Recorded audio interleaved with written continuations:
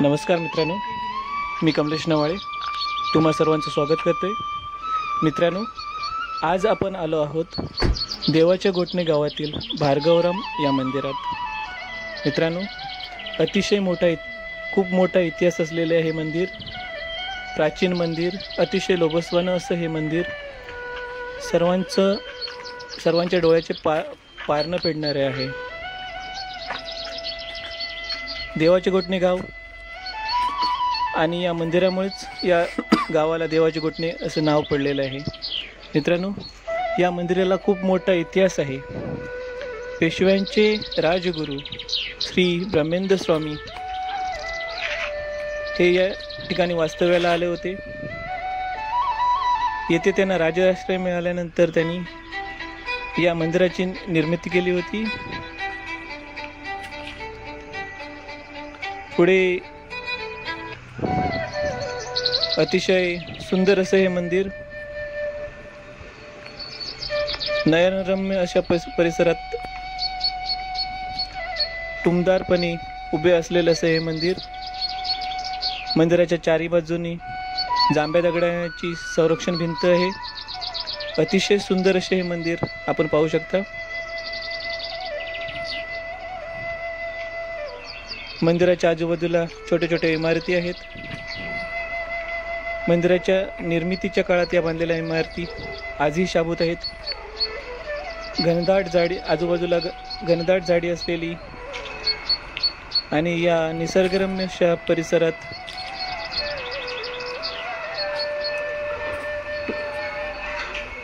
बनवलेले असे हे सुंदर असे मंदिर। मंदिराचा आजूबाजूचा परिसर हा खूप मनमोहक आहे।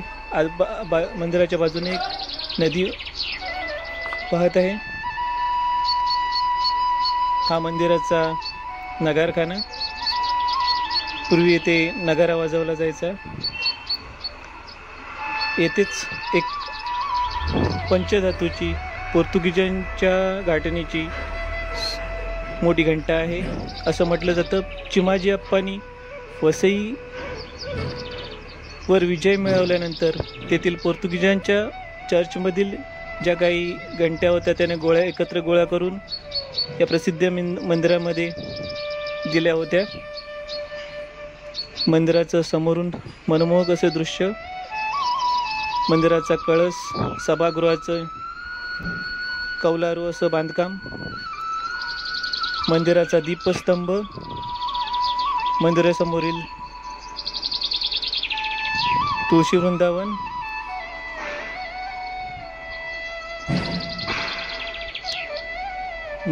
मंदिराच्या आजूबाजूतील छोटी छोटी मंदिरे आहेत। सुंदर अशी रंगरंगोटी करून त्या मंदिरांना सजवलेलं आहे।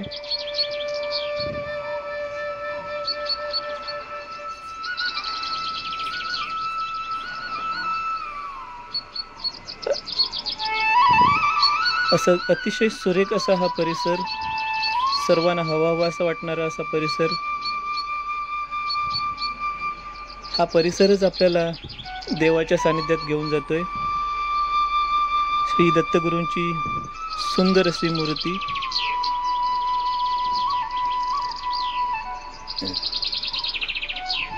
मित्रांनो, या मंदिर परिसरात दसऱ्याच्या दिवशी आणि रामनवमीच्या दिवशी अतिशय मोठी जत्रा भरते। या जत्रेसाठीही आजूबाजूच्या पंचक्रोशीत हे मंदिर प्रसिद्ध आहे। मित्र, आपण पाहू शकता जांभ्या दगडापासून बनवलेली संरक्षण भिंत, अतिशय सुरेख अशी देवाचं मंदिर, गरुडदेवाची सुंदर अशी मूर्ती आहे। मित्रांनो, या मंदिराच्या बाबतीत अनेक आख्यायिका आहेत। पुरातन काळापासून अशी गोष्ट प्रचलित आहे की हे 5 पांडवांनी हे मंदिर बांधलं आहे। एका रात्रीत हे मंदिर बांधलं आहे असा पूर्वीच्या लोकांचा समज होता, परंतु खरं पाहता हे मंदिर पेशव्यांचे राजगुरू ब्रह्मेंद्र स्वामी यांनी या मंदिराची निर्मिती केली होती।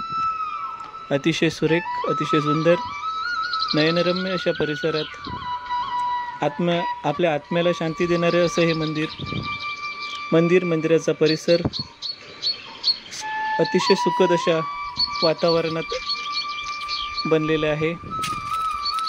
बाजूने वाहणारी नदी, हिरवीगार झाडे आपले मन अगदी प्रसन्न करून सोडतात. आजूबाजूची मंदिरे, छोटी छोटी मंदिरे, त्यांची मंदिराची निर्मिती, मंदिरांची सजावट अतिशय सुरेख असे आहे. मंदिर परिसर अतिशय स्वच्छ असा आहे.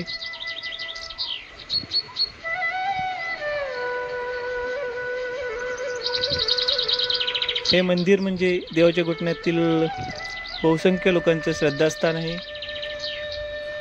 जगाच्या कुठल्याही कानाकोपऱ्यात राहणारे देवाचे घुटणेवासीय या वर्षातून एकदा तरी या मंदिराला भेट देतातच. सुंदर असे मंदिर, मंदिरासमोरील नंदीची मूर्ती, काळ्या पाषाणात घडवलेली अशी नंदीची मूर्ती. आपण आता मंदिरात चाललो आहोत, आतमध्ये चाललो आहोत. विस्तीर्ण लाकडाच्या खांबापासून सुरेख अशा लाकडापासून बनवलेला सभामंडप, अतिशय सुंदर अशा रंगाने रंगरंगोटी केलेली आहे. पाहताच क्षणी मोहात पडू असे पडावे असं हे मंदिर आहे. मंदिराच्या खांबावरील केलेले कोरीवकाम, नक्षीकाम अतिशय सुंदर आहे. आणि त्याला साजेशी अशी केलेली रंगरोटी साजेशी केलेली अशी ही रंगरंगोटी मनाला खूप आनंद देणारी आहे. मंदिराच्या गर्भगृहात प्रवेश करतात बाजूला दिसतो तो देवाची पालखी. या पालखीची मिरवणूक काढली जाते. मंदिराचं घुमट, अतिशय प्राचीन असं हे घुमट आजही चांगल्या स्थितीत आहे.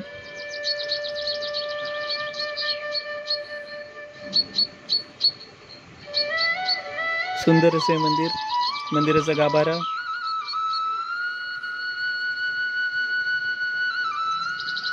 गाभाऱ्यातील गणपतीची सुंदरशी मूर्ती,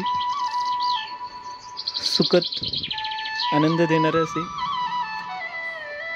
मंदिरातील श्री परशुरामाची पंचधातूची अशी मूर्ती, सुंदर अशी मूर्ती, अतिशय वेगळ्या स्वरूपात श्री परशुरामाची अशी मूर्ती आहे.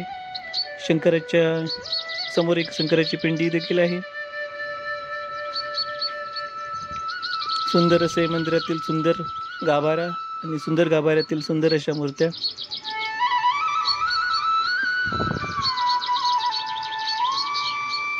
अतिशय प्राचीन, अतिशय जुनं असे बांधकाम असूनही आजही चांगल्या स्थितीत आहे.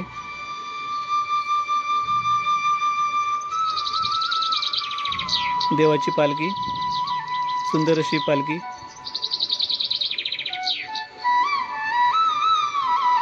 बाहेर येता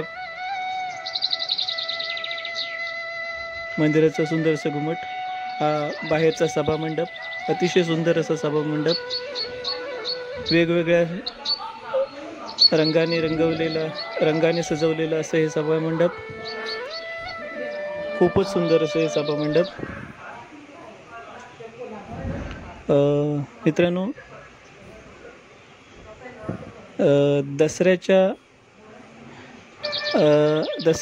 दसरा आणि रामनवमीच्या दिवशी येथे खूप मोठे वेगवेगळे कार्यक्रम असतात. खूप सुंदर असे कार्यक्रम असतात. मित्रांनो, अशा प्रकारे हे सुंदर असे मंदिर, सर्वांना या मंदिराविषयी माहिती मिळावी म्हणून हा मी व्हिडिओ बनवला होता. तुम्हाला आवडला तर सर्वांना लाईक करा, कमेंट्स करा, सबस्क्राईब करा. थँक्यू.